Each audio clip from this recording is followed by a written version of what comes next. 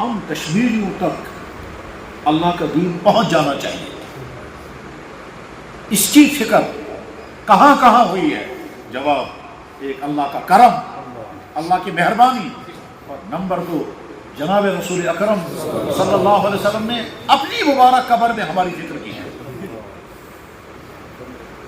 ہو سکتا ہے بہت سارے بھائیوں کو یہ عجیب لگے گی، یہ کیا کہہ رہے ہیں آپ؟ ہاں میرے بھائی ایسا ہی ہے معاملہ، ایسا ہی ہے. کیونکہ کشمیر میں اسلام آیا 2 بزرگوں کے ذریعے، ایک عبد الرحمن بلبل اور دوسرے شاہ ہمدان. عبد الرحمن بلبل پہلے آئے تھے، اس کے 50 سال کے بعد تقریباً شاہ ہمدان رحمہ اللہ تعالیٰ آئے. ان 2 بزرگوں کے آنے کی وجہ سے آپ کے لوگوں نے اسلام قبول کیا. عبد الرحمن بلبل کو خواب میں جناب رسول اکرم صلی اللہ علیہ وسلم نے فرمایا تم فلاں ملک کو جاؤ. چنانچہ وہاں سے چلے ہیں وہ تو پہنچے چائنا. عبد الرحمن بلبل انقرہ استنبول سے چلے اور وہاں خواب میں زیارت ہوئی تھی حضور کی، اور چلے تو پہنچے چائنا کاشگر، پھر کاشگر سے سفر کر کے پہنچے کشمیر. تو کشمیر میں اسلام شروع ہو گیا. اس کی لمبی ڈیٹیل ہے، مجھے وہ بیان نہیں کرنی ہے. اس کے بعد پھر تقریباً 50 سال کے بعد شاہ ہمدان تشریف لائے. لیکن شاہ ہمدان کی تربیت کس طرح سے ہوئی ہے؟ ایک طرف سے سید خاندان، اور سید خاندان میں ڈبل سید، یعنی ان کا باپ جو ہے وہ حضرت حسن کے اولاد سے تھا، اور ان کی ماں جو ہے حضرت حسین کے اولاد سے تھی. اس کو کہتے ہیں نجم الطرفین. ٹھیک ہے.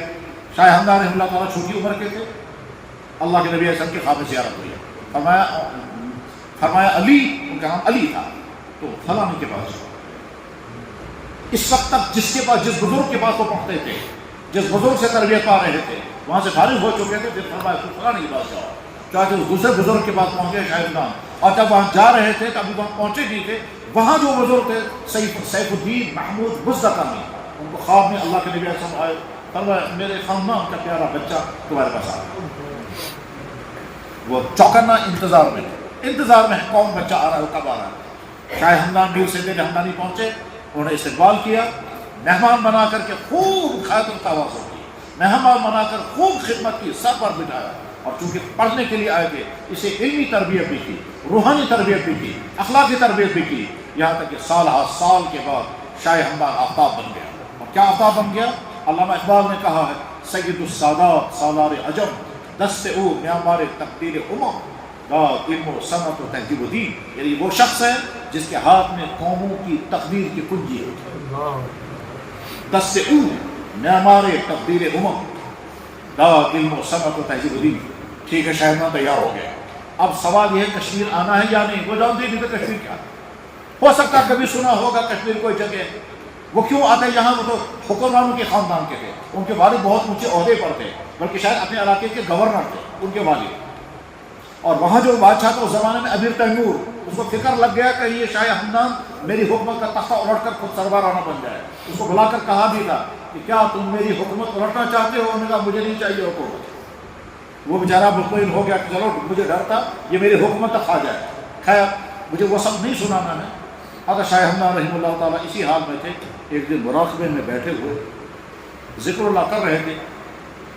اسی مراقبے میں بیٹھے بیٹھے جناب رسول اللہ صلی اللہ علیہ وسلم کی مبارک زیارت ہوئی. حضرت نے فرمایا علی اذهب انت الى کشمیر، کشمیر چلے.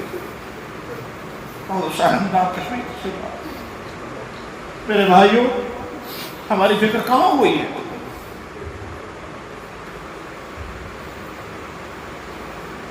جس نبی نے اپنی مبارک قبر کے اندر بھی ہماری فکر کی، اس نبی کے دین پر دھوکہ نہیں.